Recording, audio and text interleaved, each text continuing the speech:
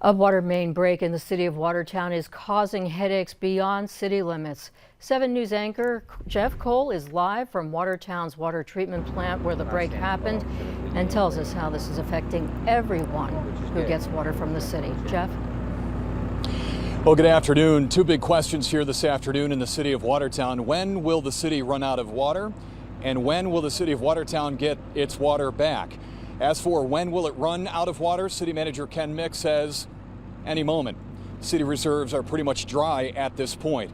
We have emergency alerts that have gone out on people's telephones. You've gotten phone calls or a text message, an emergency telling you that if you're in the city of Watertown or a user of city water, that you will have to rely on bottled water. And if you don't have it, the city of Watertown is making plans to bring that in. We'll get to that in a moment.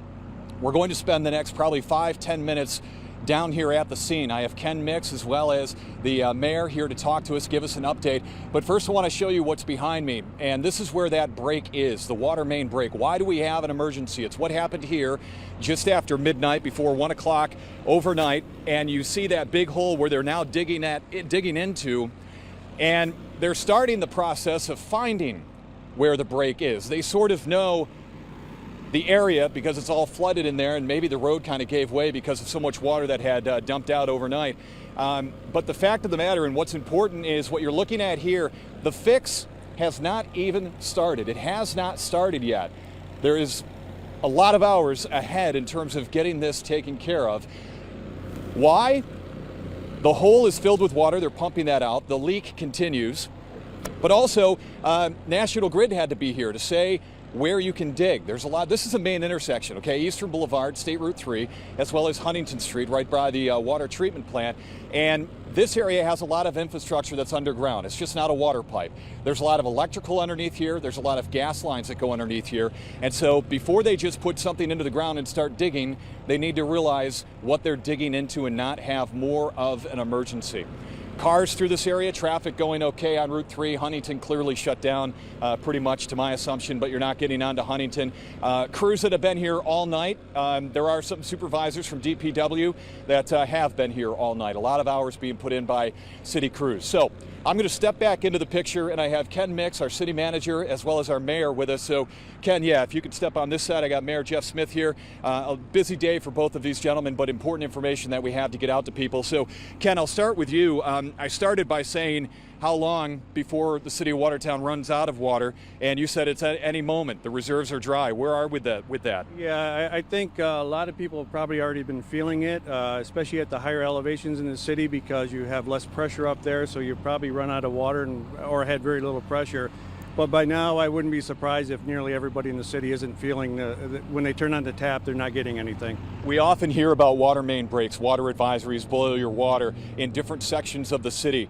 This one, though, has ramifications that go throughout the city and beyond. Is this the worst possible scenario for a water main break? It's definitely the worst location for it. And why is that? Well, behind we've got the water filtration plant. That's where all the water is treated. And then from there, it's pumped up to the reservoirs in Thompson Park. Well, it goes through two lines that are in the street here, a 16-inch line and a 24-inch line. One of them broke, but they're interconnected, so we could not isolate one from the other. So we've got to fix the one before both of them can be used. And the fix isn't easy because we're not even at that point yet. I explained here in the beginning that there's a lot of work that has to go on to get to that. We're not clearly not out of the woods, but there's a lot of work ahead. Oh yeah, we had to wait until all the utilities came in through DigSafe New York to identify where the utilities are. I understand there's a 6-inch gas main, high voltage electricity underground that you definitely do not want to hit. You know, either electrocute people or you blow things up. So we had to wait till those were identified, and they were a little earlier this morning. So now they're digging. Important to realize that even after this gets fixed, let's say the city crews get in there, they make a fix. Water doesn't come back just like that. Let's talk about the process, because it will take some time to, if you have empty pipes throughout the entire city, an empty tower where the water fills up and is stored, it takes a while for that to fill up. So let's say when the fix is made, how long beyond that just to have water back? Not even boiling it, because there's another advisory for that, but how long does that take to refill the system? I don't have a good answer for that, but it'll take several hours for it to fill up and then make its way through the system. They'll have to be opening valves that they've shut for this project. So it will be a few hours. Any, not danger, but any concern when you pressurize a system like that it could create other problems in other areas of the city? That's always a possibility, because all of a sudden you've got water hammering and sudden changes in pressure that it could affect other pipes, yes. We're moving to a stage in which you're going to have to get water, bottled water. Let's talk to the mayor, because the mayor's been on the phone here, and I mean, Mr. Mix has done a lot of this as well, but I want the answers to come from the mayor here. He was just on the phone in terms of who you're talking to, what we need for water, where do we get it, who's going to pay for it, how long are we going to have it. Let's start with who you've been talking to and what is in motion right now to bring water into the city of Watertown. So been working with New York State officials, been working with Senator Schumer's office to bring water, Fort Drum, Deputy Garrison Commander Colonel Eric Wagner, to try to bring resources, bottled water, portable water. Fort Drum is looking right now to bring in a system that can treat water right out of the Black River at the fairgrounds. Been working with Assemblyman Gray, Senator Walczyk, and they've been great. So state resources, federal government resources, and our local partner at Fort Drum of setting up a site at the fairgrounds for people that are going to need water. And how long is that? As you mentioned earlier, Mr. Mix mentioned, we don't know how long. We haven't been to the fix yet. And then you've got to fill the entire system back up. It's not just the city of Watertown. You're talking about the Fort Drum line, the town of Watertown, town of Pamelia. Been on the phone with the hospital too. You got to worry about patients. Patients using the bathroom. There's no toilet to flush anymore. Well, that's for anybody in the city. Yeah, I mean, that's going to be anybody. a concern for anyone, because you can go and flush, but even if you have water that needs to be boiled, you're not going to have water. Are we seeing a situation in which pallets of water are going to be brought into the city of Watertown and made available to people? Oh yeah, we're talking pallets. We're talking about big water trucks, portable water, bringing in, and again, state resources around that. Working with our partners in state government and the federal government to get that done, and that's what we're working on right now and coordinating this morning. You might be thinking to yourself, I thought Fort Drum used Watertown water. It does, but overnight they were able to go to their own system. And so Fort Drum water is okay, and for the time being, they're able to be on their own system, not have to rely on the city of Watertown. So that's interesting that Drum now can become a partner in alleviating the situation and having that machinery or technology to bring in water for us. Well, yeah, they are a great partner all the time, and people don't hear or see this, and this happens behind the scenes. And the one great thing about Fort Drum and why it's a great base is resiliency, redundancy. So here's a perfect example of where one water line goes down for Fort Drum, they have their wells to depend on, and then they can turn around and aid the city of Watertown and help us out with military equipment transport, and that's what they're working on right now with us. When the word comes out that water is available, there will be some sort of a system down at the fairgrounds to pick up water, and I would imagine that there's no cost to the city resident as they come down there. Is that not? Yeah, there won't be a cost. Again, we're working with state, federal agencies, Fort Drum, on setting that up right now. So that people will have drinkable water, whether that's they're bringing in pallets, and that whole emergency system process is going through right now. And again, state and federal officials from Assemblyman Gray, Senator Walczyk, Congresswoman Kennedy Stefanik's office, they've all been just great. And surrounding communities. I mean, I got a call from the village of Potsdam of what do you need, what can we do? And it's great that North Country reaches out. I guess on the positive side, thank God this is in the middle of January that this is happening. So there's a good point. Also, in terms of helping, and good to have you both here, but when you don't have water and you don't have pressurized fire hydrants, there's a concern about if there's a fire in the city of Watertown or anyone that depends on that water. I've talked to Chief Timmerman about that. He is very concerned about what is possible in the city of Watertown, and that this is where that mutual aid does come in. And I think there's a Smithville fire truck over at Massey Street Station, but there's I don't know who can answer it. Maybe Ken, you can. But in terms there's a tanker task force, so to speak, in terms of people that are ready to help out if there's a call in the city of Watertown. Do you know more about it? I don't know any details, but the fire chief and deputy fire chief have been working on putting that together. It's not ideal, but it's better than nothing. Yeah, he called it very time-intensive and labor-intensive, and I don't know how well you can hear us as some heavy equipment moves in and is going to the site behind us. having people reach out to you and having that cooperation has to be a relief for you, Mayor, because that's what sort of what the North Country does in situations like this.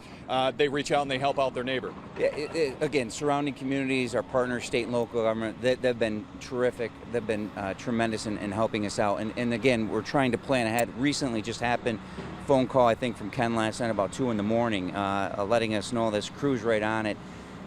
And immediately talking to the school district, talking to the hospital, setting up a site and planning ahead, planning for the worst case scenario long term and hoping for the best that it be a short scenario, but we just don't know. And I've heard estimates this morning of 24 to 36 hours to fill the entire system, and then, as you mentioned, a boil water advisory. Yeah, even after it's fixed, you just can't go and drink from the tap. You have to boil that water, and so you might be talking 5-6 days before everything's back to normal. It could be, and as Ken mentioned earlier, is a system that is not pressurized anymore, and we have a tremendous amount of old pipes. And what happens? Will we have repetitive breaks? We don't know. But again, state, federal officials have been excellent, and we're planning ahead. And the goal will really be is to have 24-hour water available at least that site right now. And when do you think that arrives? Any idea when the pallets arrive? I don't know when they arrive, but I know before we came out here, again, on the phone with the state emergency management, and that ball is moving right now, and it's rolling. You have the attention of Albany. Yeah, Albany and federal officials. Yeah. And Ken, to wrap it up, I just want to ask about the infrastructure itself. No idea why it happened, but it could be because pipes are old, and that's what it is. They are old. I don't have a definite age on these, but I figure they're probably in the 50s and 60s, or they were built in the 1950s or 60s. So they're getting up there in age. And it doesn't happen. It's certainly not the oldest pipes that we got, but you never know where it's going to happen. And as the mayor said, it's good it wasn't in January where you have sub-freezing temperatures and that kind of situation for the crews. And how do we get more updates from the city of Watertown? Is it something that'll happen online? Clearly, you'll be in contact with Channel 7 to get word out about water arriving or what the next steps are. But how do you anticipate this rolling out? Well, we will definitely be sending out the press releases. We've also got a rave system, which for anybody who's signed up for that for the city, but we've also worked with the county on reverse 911, so they can send out messages that way too. All right. Gentlemen, thank you. Appreciate it very much. Mayor, thank you very much. I know it's getting loud down here, but I just want to mention a couple of other things in terms of what's important. Keep in mind that Samaritan Medical Center and its services have been affected by this. Anything in the city of Watertown or that relies on that water, you have to realize that they won't have water. So it could be a hair salon, it could be a restaurant, it could be a hospital.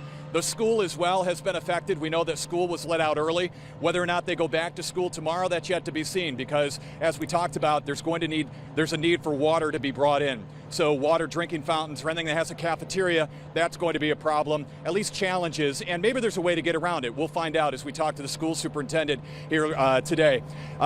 So I think that's all the information that we have for you right now out of here.